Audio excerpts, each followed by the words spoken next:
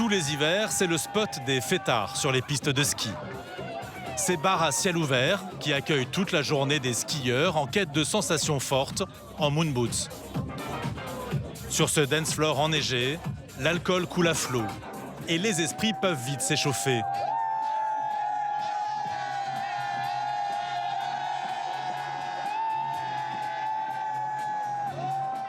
Pour éviter les débordements, les gendarmes restent donc sur leur garde. Ils sont aujourd'hui postés à Val Thorens, une station familiale qui doit rester bon enfant. En bas des pistes, Lucie et sa coéquipière Olympe s'apprêtent à partir sur une mission de contrôle. Alors, Olympe, c'est un chien qui est Sambi. Donc S pour stupéfiant, le A c'est arme, le M c'est les munitions et BI pour les billets. Donc que de la recherche de matière. Stupéfiants? Oui. Tous les stupéfiants? Pas tous les stupéfiants, mais je dirais pas lesquels. Pourquoi? Ouais, comme ça, on garde un peu notre petit secret, notre petite touche. Les gens sont pas obligés de savoir à quel stupéfiant le chien marque ou pas. Non?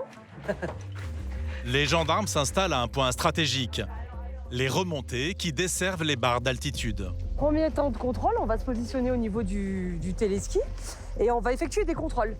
Donc Olympe, elle va passer sur les gens, elle va renifler les personnes et s'il y a quelque chose qui l'intéresse, elle effectuera un marquage. Et dans ce cas-là, on procédera à la fouille de la personne. Les chiens comme Olympe ont suivi une formation de 14 semaines. Ok, c'est bon. Il leur faut ensuite environ 3 ans pour arriver à maturité C'est bon, monsieur, vous pouvez y aller. et devenir des professionnels du flair. Impossible de leur cacher le moindre milligramme de stupéfiants. Le chien, il a un marquage passif, donc il va s'asseoir ou alors il va s'allonger si c'est en bas. Mais tant qu'il n'y a pas cette attitude, c'est qu'il ne marque pas. Donc on attend un geste précis de lui, assis ou couché, tout simplement. Et voici la preuve en images. Pas touché, pas touché. Olympe s'assoit. Très bien. Vous avez des produits stupéfiants sur vous, monsieur? Ouais. Ok, pas de souci. Hop là, c'est très bien ça. Ah, c'est bien. Il a un joint, le monsieur. Dans ses poches, ce sont en fait plusieurs joints qui ont été dissimulés. L'interpellé n'en garde pas moins le sourire. Bon, c'est rien. C'est le jeu, hein. Après, on fait rien de mal. Vous êtes déjà connu pour la consommation de... Ouais, que sur consommation, regardez. Au volant ou ils ont... Ah, au volant, moi, j'ai mon permis à côté. Je ne vais plus le permis, je ne plus. Le prix de l'amende, elle est à 150 € si vous payez dans les 15 jours, d'accord? Sinon, c'est 200 € et elle est majorée à 450 €. D'accord? Je vous laisse signer sur l'écran. Viens, viens là, Olympe. Olympe est sur sa lancée. Elle ne compte pas s'arrêter là.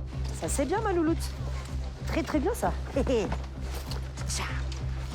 À nouveau marqué. Elle a à nouveau marqué, tout à fait. Monsieur a des produits stupéfiants sur lui. Donc elle a droit à sa récompense. Le petit joujou. Tout n'est que jeu. Tout n'est que jeu. C'est pour ça qu'elle cherche. Pour avoir son boudin. Ce jeune skieur avait lui aussi prévu de consommer du cannabis dans la journée. C'est de la régime de cannabis, hein. Donc jusqu'à 20 grammes, c'est une amende. Au-delà de 20 grammes, c'est une détention. Oui, c'est vraiment un monde là. Ouais, mais on va faire. Ouais, pas de soucis. Le morceau de cannabis pèse environ 5 grammes. Une petite quantité, mais une amende tout de même salée. Vous l'avez payé combien, par exemple? 150? Ouais, prix de l'amende. 300 €. Ces amendes, les gendarmes en distribuent régulièrement. Beaucoup ne se rendent pas compte que consommer un joint peut être dangereux. La drogue est partout, malheureusement. Bon, bah là, on vient de verbaliser 2 personnes. Bah, ça ne fait jamais plaisir, hein, forcément, mais bon, c'est pour leur sécurité, en fait, et c'est ce qu'on essaie de leur faire comprendre.